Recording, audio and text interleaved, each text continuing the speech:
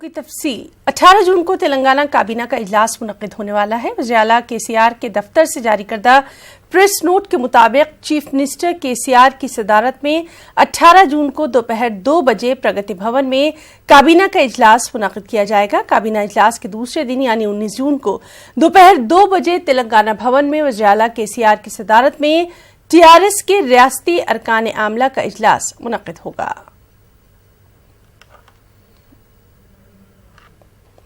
रियासती वज़ीर दाखिला मोहम्मद महमूद अली ने कहा है कि 7,000 करोड़ रुपए के सरफे से पुलिस महकमे में कई तब्दीलियां की गई हैं। वरंगल अर्बन के किला वरंगल मंडल में उन्होंने कमांड कंट्रोल रूम का इफ्तिताह किया। जल्द ही वरंगल में 2 नए पुलिस स्टेशन और स्टेडियम तामीर करने का भी उन्होंने वादा किया। इफ्ताही तकरीब में पहुंचने पर पुलिस ने वज़ीर दाखिला को सलामी पेश की और शजकारी की तकरीब का इनेकाद किया गया। इस तकरीब में रुकन पार्लियामान पोन्नूर दयाकर, रुकन असेंबली ए रमेश, एन नरेंद्र और वरंगल म्यूनिसिपल कॉरपोरेशन के मेयर प्रकाश भी मौजूद रहे। मोहम्मद महमूद अली ने कहा कि तेलंगाना पुलिस ने मुल्क में अपनी खास पहचान बनाई है। पहले पुलिस डिपार्टमेंट से मिलने के लिए लोग डरते थे, लोग कहते थे कि ड्रेस वालों से मिलना बड़ा मुश्किल होता है, हमेशा उनके हाथ में डंडा होता है। मगर आज पुलिस के हाथ में डंडा जरूर है, मगर मोहब्बत की भरी जबान से प्यार से लोगों से बात करते हुए हमारे सीएम साहब ने खास तौर से हर पुलिस स्टेशन के लिए मेंटेनेंस के लिए 75,000 और 50,000 रुपये दिया है। ये इंडिया में कहीं पर नहीं है। वहां पर इसलिए कि जो लोग आते हैं उनको रेस्पेक्ट देकर बिठाया जाए, उन्हें जरूरत पड़ने पर चाहे यहाँ का मेंटेनेंस के लिए हमारे सीएम साहब खास तौर से अमन के लिए सारे हिंदुस्तान में आज हमारी तेलंगाना स्टेट एकजहती पर बहुत मशहूर है। जितने लीडर, मैं आज से कुछ दिन पहले राजनाथ सिंह साहब मिनिस्टर थे, जब होम मिनिस्टर थे, उनसे मैं और हमारे ईटा रेंजर साहब मिलने गए थे, हमारे जब फाइनेंस मिनिस्टर थे। तो उन्होंने हम दोनों को देखने के बाद कहा कि हर बड़े अमन की स्टेट के लोग आए। तो हमारे स्टेट का नाम आज सारे हिंदुस्तान में एक अमन की स्टेट का नाम आया, वो पुलिस की वजह से, हमारी आवाम की वजह से। रिक्वेस्ट रहेगी, सरकार से ये रिक्वेस्ट रहेगी, हमारे जो सारे प्रोजेक्ट्स रुक गए उनके लिए थोड़ा पुश लगाएंगे तो पैसा आएगा, सब फंड्स आएंगे तो काम आगे बढ़ेगा। लैंड सब जगह हमको मिल गई है सर, बट वो बिल्डिंग्स एक सेक्शन पे आकर के रुक गई हैं। अब हमारे पास 13 बटालियंस हैं और अभी एक सिद्दीपेट बटालियन जो सीएम साहब ने स्वीकृत की थी, उसकी बस थोड़ी वर्क बाकी है, फाइनेंशियल वर्क बाकी है, तो वो भी हो जाएगी, तो 14 बटालियंस हो जाएंगी हमारे पास।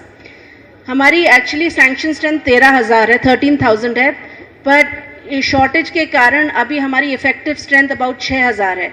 हम 50% से भी कम स्ट्रेंथ पे चल रहे हैं, पर इतने बड़े बड़े बंदोबस्त जो आते हैं जिनमें कि टीएसएसपी को सडनली बुलाया जाता है, जैसे हमारा गणेश बंदोबस्त, हैदराबाद में आधी पुलिस इंटरसेप्टर्स वगैरह टीएसएसपी के लोग ही मैन करते हैं।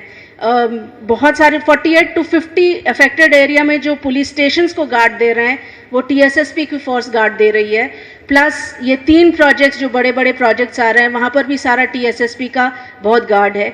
ये बटालियन सर बहुत ट्रेनिंग का बहुत अहमियत रखती है। यहाँ हम एंटी नक्सलाइट LWE के विरुद्ध जो एक स्पेशल ऑपरेशन ट्रेनिंग होती है वो सिविल पुलिस और अपनी पुलिस को हम दोनों को यहाँ देते हैं और हम लोग यहाँ टीम्स डेवलप करके उनको डिस्ट्रिक्ट्स में भेजते हैं। ये हमारा आशय ये है, इंटरेस्ट ये है कि ये जो बटालियन है वो एक ट्रेनिंग स्पेशलिस्ट बटालियन बन जाए और जो भी ऐसी एक स्पेशल ऑपरेशनल ट्रेनिंग की जब जरूरत पड़े वो इस बटालियन में रहे। अक्टूबर से कबल दुर्गम चीरू केबल ब्रिज की तामीर मुकम्मल कर ली जाएगी। जीएचएमसी कमिश्नर दाना किशोर ने कहा कि सीमेंट, कंक्रीट और जदीद टेक्नोलॉजी से तामीर होने वाली केबल ब्रिज दुनिया की पहली टेक्नोलॉजी से लैस ब्रिज है। महकमा तामीरात के चीफ सेक्रेटरी अरविंद कुमार के साथ आज दाना किशोर ने तामीराती कामों का जायजा लिया और मीडिया से बातचीत में उन्होंने बताया कि केबल ब्रिज पर पैदल चलने वालों के लिए अलग रास्ता होगा, साइकिलिंग का ट्रैक होगा। इसके अलावा ब्रिज पर खुसूसी लाइटिंग यानी रोशनी का भी इंतजाम किया जाएगा। दाना किशोर ने कहा कि सयाहती सतह पर दुर्गम चीरू को तरक्की देना हमारा मकसद है।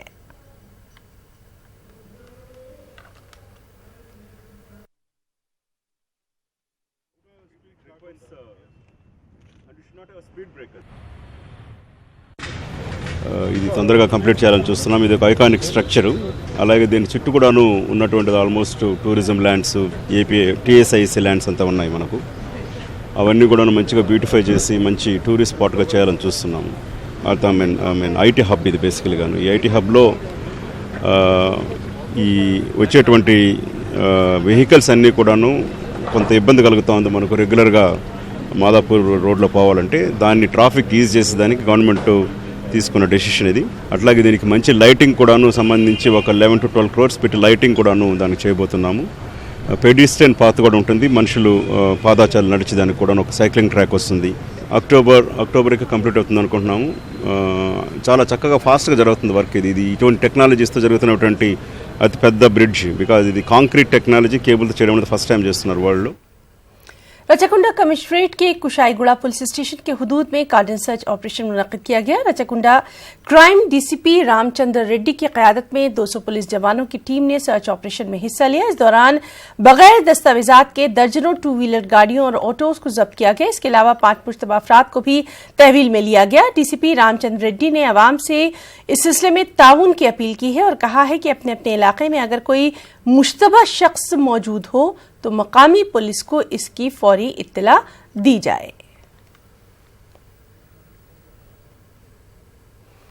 नेशनल ग्रीन ट्रिब्यूनल रियासती कमेटी के चेयरमैन जस्टिस सीवी रामलू ने वरंगल के एमजीएम अस्पताल का दौरा किया। अपने दौरे के मौके पर उन्होंने अस्पताल के तमाम वार्ड्स का पैदल मुआयना करते हुए सूरत हाल का जायजा लिया। इसके अलावा उन्होंने वहां मरीजों से भी बातचीत की और वहां की तफसीलात हासिल की। ग्रीन ट्रिब्यूनल रियासती कमेटी के चेयरमैन ने अस्पताल के अहाते में बढ़ती गंदगी पर जरूर तशवीश का इजहार किया। साथ ही उन्होंने अस्पताल के अमले से ये अपील की कि वो साफ सफाई पर खुसूसी तवज्जो दें। खम्मम के रुकने असेंबली पी अजय कुमार ने कहा है कि वज़ीर-ए-आला केसीआर की कल्याण लक्ष्मी और शादी मुबारक स्कीमें गरीब खवातीन के लिए काफी मुफीद साबित हो रही हैं। उन्होंने कहा कि खम्मम हल्का असेंबली में करीब 2000 खवातीन को स्कीम के तहत रकमी शक्ल में इमदाद तकसीम की गई है। मकामी रुकने असेंबली ने इस पर फख्र का इजहार किया। आज की तकरीब में मकामी लीडरों और रुकने असेंबली ने लगभग 110 खवातीन में इमदादी स्कीमों के चेक तकसीम किए। निजामाबाद के एक देही इलाके में मकामी लोगों ने तशद्दुद करके एक मुबैना चोर को ही हलाक कर दिया। इत्तलात के मुताबिक महलूक और उसके साथी ने जलालपुर गांव में चोरी करने की कोशिश की। भूमिया नामी शख्स के घर में चोरी की गर्ज से घुसा भी, लेकिन मकामी लोगों ने उसे पकड़ लिया और उसकी बेरहमी के साथ पिटाई कर दी, जिसके नतीजे में केतावत राजू उर्फ राजेश ने मौके पर दम तोड़ दिया। महलूक शख्स वर्नी मंडल के शंकुरा गांव का था। पुलिस ने इस मामले में केस दर्ज करके तफ्तीश शुरू कर दी है। डॉक्टर्स पर हुए हमले के खिलाफ विजयवाड़ा में जूनियर डॉक्टर्स ने अपना एहतजाज दर्ज करवाया। एहतजाजी डॉक्टर्स ने एक रैली निकाली और सिक्योरिटी फराहम करने का हुकूमत से मुतालबा किया। एहतजाजी डॉक्टर्स का कहना था कि मरीजों का इलाज करने वाले डॉक्टर्स पर हमला करना ठीक नहीं है। प्ले कार्ड के साथ एहतजाज करने वाले डॉक्टर्स ने मगरबी बंगाल की हुकूमत पर हमलावरी की तायद का इल्जाम आयद किया। एहतजाजी डॉक्टर्स ने सिक्योरिटी फराहम न करने की सूरत में अपनी खिदमात का बाइकआउट करने का भी यहां इंतबाह दे डाला।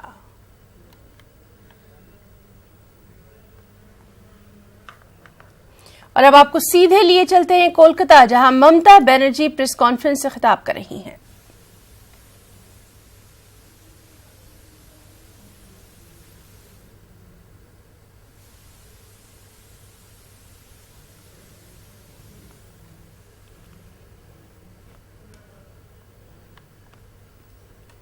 लगातार इस अहम खबर पर हमारी भी नजर बनी हुई है। डॉक्टर्स मामले पर ममता बनर्जी का क्या कुछ कहना है, इससे हम आपको रूबरू करवाएंगे।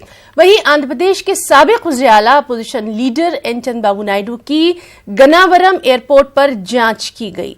नायडू को वीआईपी गेट से भी दाखिल नहीं होने दिया गया। उन्हें आम मुसाफिरों के साथ बस में सफर करना पड़ा, हत्ता कि तैयारे तक उनके काफिले को जाने की इजाजत नहीं दी गई।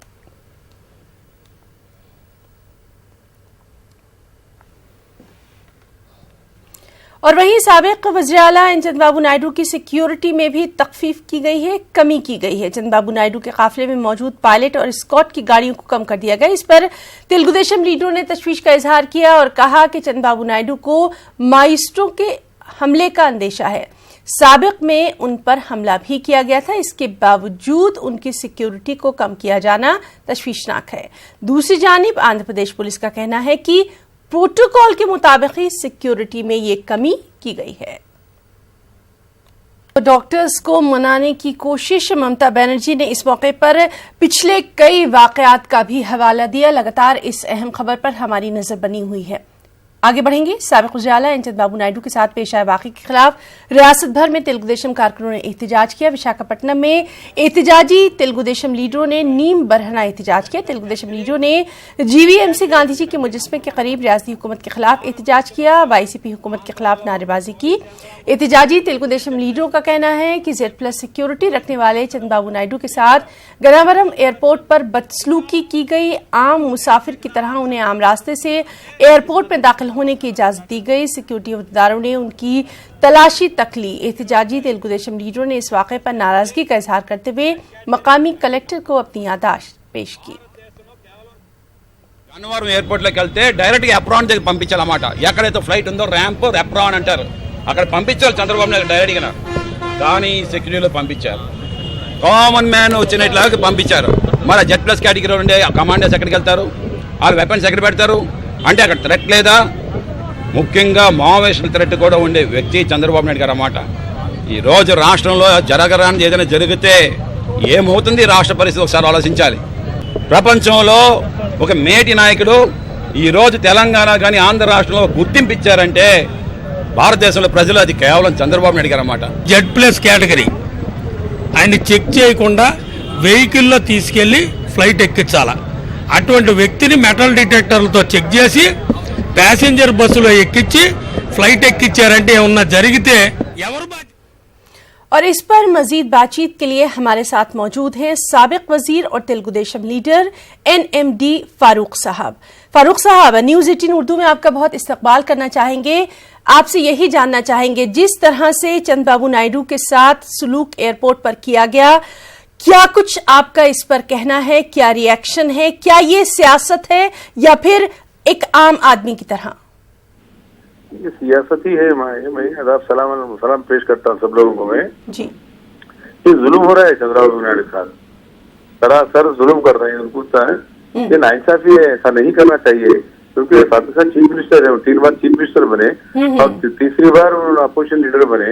Z कैटेगरी पे है उनको, फिर उनको सेफ्टी सिक्योरिटी रहना उनको। ऐसे सख्त को ऐसा करना है, बहुत नाइंसाफी है। जुल्म हो रहा है बोल रहा हूँ उनके साथ, ऐसा नहीं होना चाहिए। ये क्यों हो रहा है क्या नहीं अल्लाह जाने, हमें तो नहीं जानता। ये सरासर होना बोल के कर रहे हैं, तंगी कर रहे हैं उनको, सता रहे हैं उनको, परेशान कर रहे हैं उनको। जी फारूक साहब, ये भी कहा जा रहा है कि माजी में जिस तरह से दूसरी पार्टी के साथ किया गया था वही अब जो है दोहराया जा रहा है। दूसरी इधर तो चीफ मिनिस्टर थे, दूसरे आदमी क्या भी नहीं थे। क्या थे वो ना, आप बोलिए क्या थे उन्होंने? क्या थे? खाली MLA थे, अपोजिशन लीडर थे। तो 3 बार चीफ मिनिस्टर को है, Z कैटेगरी उनको है। वो लोग कहीं करते हैं उनको जुल्म करने के लिए।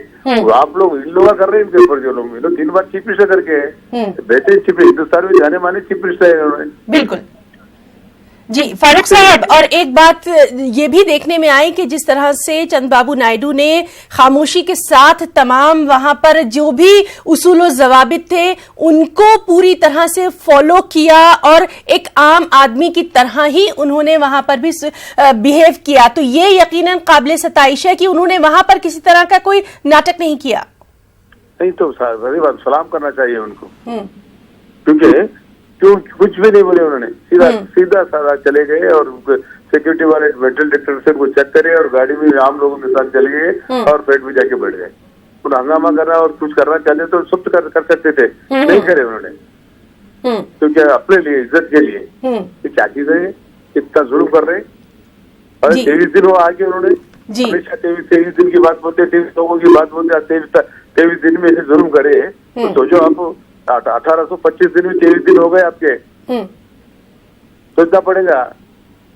फारूक साहब, प्रोटोकॉल का बार बार जिक्र किया जा रहा है कि प्रोटोकॉल के तहत ही ये किया गया है, इससे पहले भी ऐसा होता रहा है। नहीं इनके पर तो जुल्म इनके साथ तो होना चाहिए, कर रहे हैं, जुल्म करना चाह रही है। वो हुकूमत हिंद कर रहे हैं या हुकूमत स्टेट कर रही है, मैं तो नहीं बोलना चाह रहा हूँ। मैं दोनों मिलकर कर रहे हैं काम। जी, तो तेलुगु देशम जो है अब आगे की उसकी हिकमत अमली सोचेंगे, मैं बात करेंगे, इसके बाद सोचना पड़ेगा हम लोग सब बैठ के मतलब क्या करेंगे। क्योंकि चीफ साहब तो आपको कुछ बुलावा नहीं बोले, कुछ भी नहीं बोले, अब तक चंद्रबाबू नायडू सबको बुलाए भी नहीं, बोले भी नहीं। हम अपने आप बोल रहे हैं, आप पूछ रहे, हम बोल रहे हैं। क्योंकि इसके बाद हम सोचेंगे करेंगे क्या, जी जी करना क्या है जी, लोगों को मालूम होना ना, अब आपको भी मालूम होना। इसलिए मैं आपका बेहद शुक्रिया अदा करता हूँ क्योंकि आपको हम लोगों को बात करने का और पूछने का मौका दिया। जी, न्यूज 18 से बातचीत के लिए, अपने तासुरात का इजहार करने के लिए आपका भी बहुत बहुत शुक्रिया। तो नाज़रीन, ये थे हमारे साथ साबिक वजीर और तेलुगु देशम लीडर NMD फारूक साहब, जिनका साफ तौर पर कहना था कि तेलुगु देशम पार्टी जो है इस पूरे वाक़े के खिलाफ अवाम में खास बेदारी मुहिम लाएगी। उधर आंध्र प्रदेश को खुसूसी रियासत का दर्जा हासिल होने तक पार्लियामेंट में अपनी आवाज बुलंद होनी चाहिए। इसके अलावा मरकज से फंड्स की फराहमी के लिए पार्लियामेंट में आवाज बुलंद होनी चाहिए। अपनी पार्टी के अरकान पार्लियामान को वज़ीर आला YS जगन मोहन रेड्डी ने ये मशवरा दिया है। दिल्ली के AP भवन में वज़ीर आला जगन मोहन रेड्डी ने YSR कांग्रेस पार्टी के MPs के साथ इजलास मुनक्किद किया। इस दौरान पार्लियामेंट में उठाए जाने वाले मसाइल पर भी तबादला ख्याल किया गया। మనకి రాష్ట్రానికి ఏదైతే స్టేట్ రీఆర్గనైజేషన్ బిల్లు ఏ రకంగా అయితే హక్కులు కానీ మనకు రావాల్సిన నిధులు కానీ ఏవైతే ఉన్నాయో ఇవన్నీ కూడా కూలంకుషంగా చర్చించి రాబోయే రోజుల్లో మనము ఆ పార్లమెంట్లో సాధించుకునే విధంగా ఇవన్నీ కూడా కార్యాచరణ రాబోయే రోజుల్లో కూడా చెప్పడం జరుగుతుంది. ప్రధానమంత్రి గారు సానుకూలంగా స్పందిస్తున్నారు. ఇప్పుడు ఆంధ్ర రాష్ట్రానికి ఏదైతే ఇదివరకు యునైటెడ్ ఆంధ్రప్రదేశ్ ఉందో బైఫర్కేషన్ యాక్ట్లో ఏదైతే స్టేట్ రీఆర్గనైజేషన్ బిల్లు ఏదైతే वज़ीर आला जगन मोहन रेड्डी की क़यादत में जिला कड़पा को हर तरह से तरक्की दी जाएगी, ये कहना है आंध्र प्रदेश के डिप्टी चीफ मिनिस्टर अमजद बादशाह का। कड़पा से दूसरी मरतबा रुकने असेंबली मुंतखब होने वाले डिप्टी चीफ मिनिस्टर अमजद बादशाह ने आज कड़पा म्यूनिसिपल कॉरपोरेशन के इजलास में शिरकत की। मेयर सुरेश बाबू ने अमजद बादशाह को तहनीत पेश की और मीडिया से बातचीत में अमजद बादशाह ने कहा कि बिला तफरीक मजहब व मिल्लत समाज के हर तबके को फलाही स्कीमात से फायदा पहुंचाया जाएगा। उन्होंने ये भी कहा कि अक़लियतों की फलाह बहबूद के अलावा औक़ाफ़ी अराज़ियात का भी तहफ़्फ़ुज़ किया जाएगा। మహానేత దివంగత ముఖ్యమంత్రి డాక్టర్ వైఎస్ రాజశేఖర రెడ్డి గారు ముఖ్యమంత్రిగా ఉన్న 5 ఏళ్ల కాలంలోనే ఈ జిల్లాలో అభివృద్ధి కార్యక్రమాలు జరిగిన పరిస్థితి మనం చూశాం. గతంలో కూడా భారతదేశానికి స్వాతంత్రం వచ్చి 70 ఏళ్ళైనా కూడా ఈ జిల్లాకు ఎవరు కూడా ఏ ముఖ్యమంత్రి కానీ ఏ ప్రభుత్వం కూడా ఎలాంటి అభివృద్ధి కార్యక్రమాలు కానీ సంక్షేమ పథకాలు కానీ చేసిన పరిస్థితి లేదు. మన ముఖ్యమంత్రి గౌరవ శ్రీ వైఎస్ జగన్మోహన్ రెడ్డి గారు ముఖ్యమంత్రి रियासती सदर मुकाम अमरावती की तामीर में किसी को एतराज़ नहीं होना चाहिए और ये कहना है रियासती वजीर शहरी तरक्यात बोत्सा सत्यनारायण का। उन्होंने कहा कि सदर मुकाम की तामीर में पेश आई बदनवानी की भी जांच की जाएगी। वजीर की हैसियत से ओहदे का जायजा लेने के बाद अपने चेंबर में उन्होंने ये बात कही। सेक्रेटरीट के दूसरे ब्लॉक में बोत्सा सत्यनारायण का चेंबर है। मीडिया से रूबरू होते हुए उन्होंने कहा कि जगन मोहन रेड्डी की क़यादत में बदनवानी से पाक हुकूमत चलाई जाएगी।